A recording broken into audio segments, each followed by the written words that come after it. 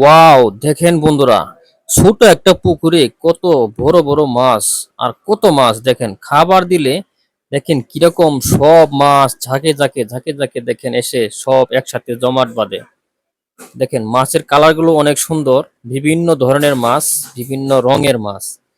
দেখেন বন্ধুরা, এখানে বড় বড় গজার মাছ সহ কার্পু, তেলাপিয়া থেকে শুরু করে সকল প্রজাতির মাছ এখানে আছে।